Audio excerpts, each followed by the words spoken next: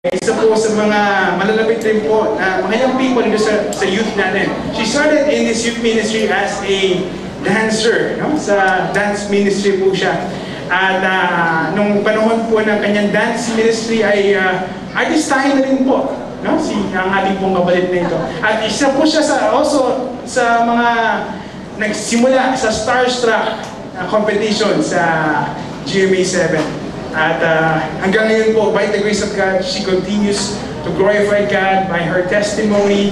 At mamaya po, malalaman niyo po ang kanyang pong mga experiences. Ang ating pong speaker ngayon, ang ating pong best friend ng bayan, Ate Sheena Halili. Palakpakan natin sa ngayon.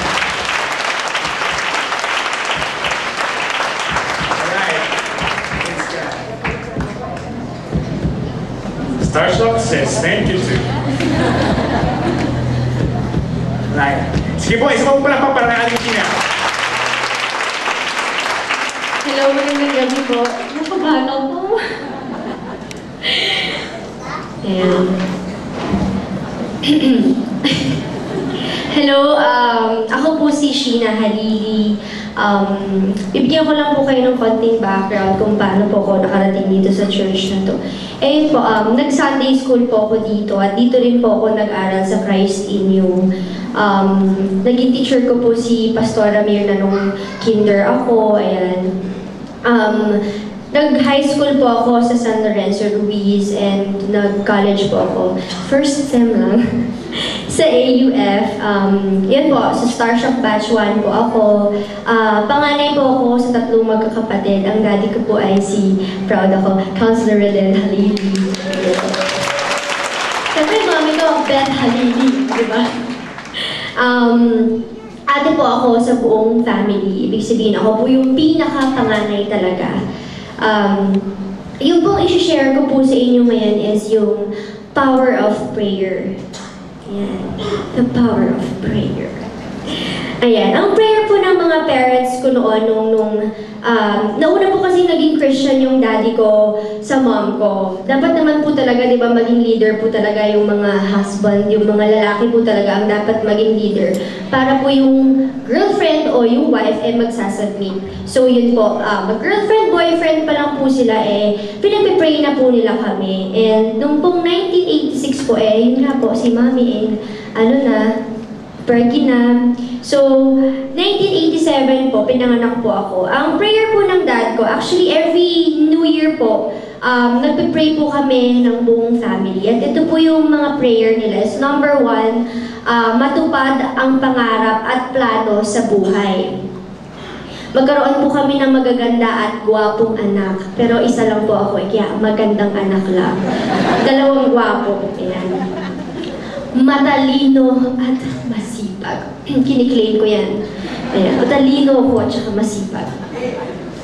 Gamitin mo sila sa lahat ng iyong gawain. Ayan. So, answered prayer sila daddy, di ba? Yun po, pinalaki po kami na may takot kay God. Kumbaga, bata pa lang po kami, pinakilala na niya sa amin nila daddy ni mami si God. Din nga po, nag-Sunday school po kami, na wala po kaming mga bisyo, kami pong magkakapatid. Hindi rin po kami pinalaki na maluluho, at bit-bit namin yung prayer. Nasa heart namin si Jesus. So pag po kwento ko lang, pag kunyari nagmumol kami ni daddy, tapos, ay kalago naman yung anak mo, makanya. Tapos sabihin, kilala yung anak ko, mag-model yan. Talaga? No, Karin? Ganyan naman. So, syempre, kinukurot-kurot ko na si daddy kasi alam ko na yung sasabihin niya. Hindi pa po ako artista nito, bata pa lang po ako. Kinukurot-kurot ko na siya. Yung kini-mojum.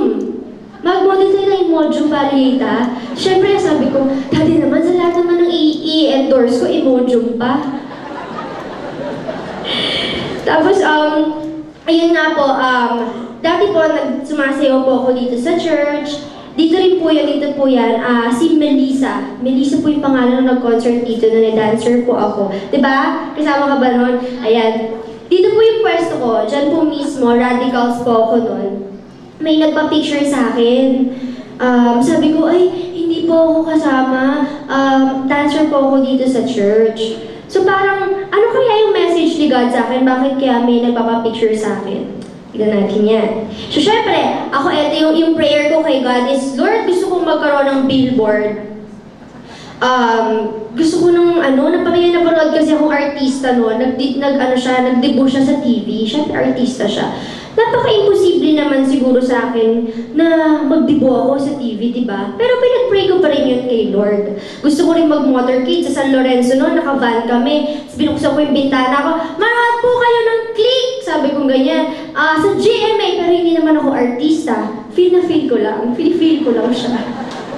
Manood po kayo ng Click! Gumaganon talaga ako. Tapos parang yung mga classmate ko, tumigil ka nga dyan, ganon-ganon. Bakit? Parang wala lang, diba? Parang isa lang din yun sa dream ko. Why not, diba? Tapos po, nag-start na po doon na masali po ako sa mga Muse, sa Binibining Dolores. Naku, yung mami ko nga, sabi niya, totoo, agyo mo.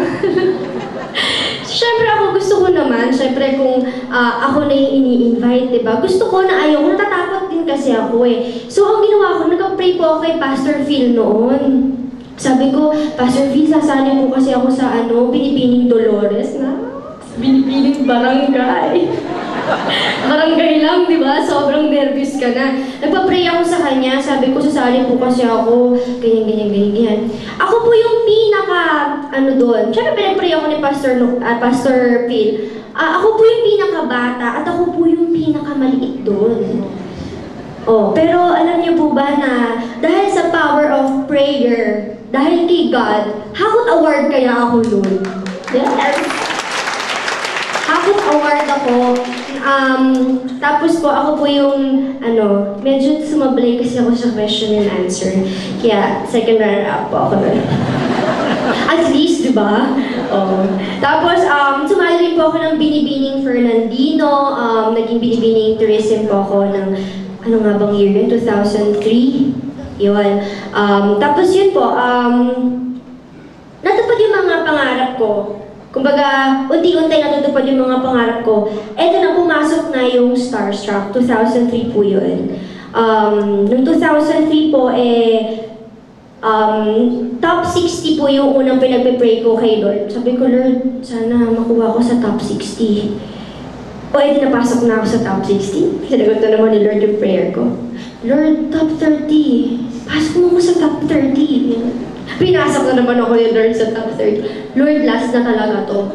Top 14. Kahit una na po akong matanggal, basta top 14, Lord. So, ayun na nga. Pero natanggal po ako, pang-5. Piruin niyo po yun. Sinabi ko kay Lord, kahit una na ako, basta ipasok niya, pang-5 pa akong natanggal sa 14. Diba? Galing ni Lord. Dahil din po sa Starstruck na yun, dahil po na pinag-pray ko kay Lord na gusto ko sana mag-debut ako nung nakikita sa TV, gano'n, ganyan. Di man po ako nag-debut sa TV, pero na-news po yung debut ko na. Tapos, na-feature po sa magazine. Tapos, nagka-billboard din po ako sa EDSA. Yung face ko nasa EDSA, Starstruck. Kasama po ako sa 14. Nakikita na po ako sa TV. Tapos, kwento ko rin po kasi nauso po yung Skechers, di ba? Yung sapatos ng Skechers. So, yung high school ko, pag naka-Skechers ka, bongga ka. Binili ako ng lola ko ng Skechers na galusan. Inaway ko yung classmate ko. Sabi ko, nakakasing kagalo. Yan, lawayan mo yung sapatos ko. Ganyan. Tapos, hindi niyo po ba alam na nag-sponsor po sa akin nung nag-start siya ako. Nag-sponsoran ako ng Skechers. Diba? Ang dami na. Tatlo monthly. Social. Tapos, experience ko na rin yung motorcade. Tapos, binibigyan ako ng damit ng bench. Saka binibigyan din ako ng pen shop. Kahit magkalaban sila, binibigyan ako. Tapos po, so, syempre, naging artista na ako. Nag-sign na po ako ng contract sa GMA. Yung saya po pala ng lahat ng yon, sabi ko, Lord, bakit ngayong naging artista ako, lahat ngayon ng pinagpe-pray ko, nandito na, bakit parang nalulungkot ako? Kasi, parang dati laging hingi lang ako sa kanya, tapos natatanggap ko. Tapos bakit parang ngayon, Lord, kaming 14, ako nasa bahay, silang lahat, si Kat. lahat sila sumisikat, lahat sila may show, tapos sila may love team. Ako wala akong love team. Iniiwas pa ako dun sa, yung love team. Iniiwas ako nun. Kasi nga may ka-love team siya, dapat hindi malink yung pangalan ko sa kanya. Tapos pinapasama pa nila yung image ko. Alam niyo po ba, sa showbiz pumasok po ako, kinausap po ako ng isang EP, ang sabi niya sa akin, Sheena, kailangan mo kunyari magiging wild ka sa story na to, ganyan-ganyan. Pero magpupuntahan yung story mo. So parang ako, may pupuntahan yung story ko. So dapat kong gawin yun. Sasayaw-sayaw daw ako, ganun-ganon. Pero sabi ko, bakit ganun, Lord? Bakit pinapasama nila yung image ko? Tapos sabi ko kay Mami, bakit ganun? Sabi ko, kay Lord naman ako. Bakit ako yung nasa bahay? Sila, parang lahat ng gusto nila, nagagawa nila. Bakit lahat ng feeling ko na masaya, sila nagagawa nila. Ako, bakit ako nasa bahay lang? So, nandito na yung hindi na ako kontento. Parang, ang dami-dami ko nang hinahanap. Well, nagkaroon po ng offer sa akin. Project po, syempre pag walang-wala ka, pag may in-offer sa'yo, ginagrab mo yan, di ba? May in-offer po sa akin nun, international movie. Pero meron pong love scene. Syempre, hindi yun pleasing kay God. Aanihin ko naman yun kung hindi naman pleasing kay God. So, nag-no ako. Meron din po endorsement naman po. I-endorse ko naman daw po sigarilyo.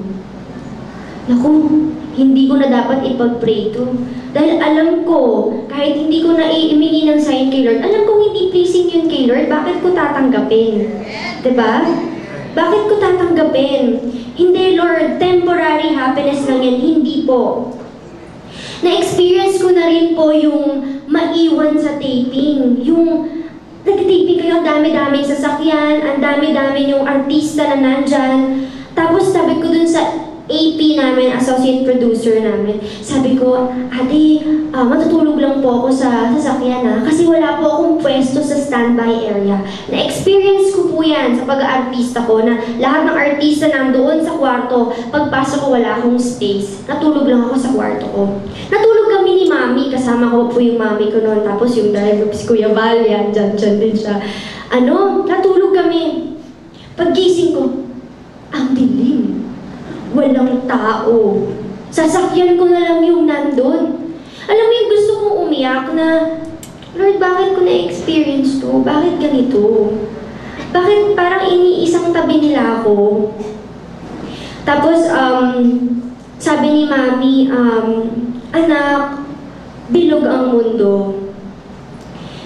Kung sino ang binababa, yun ang itataas ni Lord. Parang ako, syempre, ba't ganun? Parang, nagpe-pray naman ako kay Lord. Siyempre, minsan talagang nagtatanong tayo kay Lord, bakit, diba? So, ang ginawa ko noon, sabi ko, Lord, dito sa amin, sa family ko, hindi ko na-experience na pinapasama nila ako. Sa church, hindi ako napapasama. Yung family ko, hindi nila hayaang pasama ako, hindi nila hayaang magmukha akong kawawa. Sabi ko, Lord, babalik na lang ako sa dati kong ginagawa. Sa church ako, at nag-decide ako mag-aral na lang. Sabi ko, nag-pray po ako noon, isang gabi nag-pray po ako, Lord, ikaw nang bahala. Sabi ko, Lord, never akong naging favorite. Wala akong manager dito. Lord, iplano mo ang career ko. Huwag mo akong bibigyan ng hindi ko kaya. Ikaw ang manager ko. Nung pinag-pray ko yun, alam niyo, hindi naman po ganun katagal. Parang feeling ko ni-ready lang ako ni Lord eh. Parang pina-experience lang niya sa akin kung papaano sa baba. Para pag binigyan ka niya ng blessing, mas papahalagahan mo. So, may nag-offer sa akin, tumawag sa akin yung handler ko. Kakatapos lang po namin yata mag-motorcade nun ng daddy ko kasi tumatakbo na po siya for counselor nun. Sabi sa akin ng handler ko, may show na gusto mong i-offer sa'yo. Alam ko nag-aaral ka na, pero try mo lang, sabi niya. Marimar, ito yung bagong show, bago yung bida, bago yung mga artista talaga lahat. So parang, alam mo yun. Tapos, syempre ako, sabi ko, Lord, sinabi ko na sa'yo na mag-church at mag-aaral na lang ako ulit, ganun.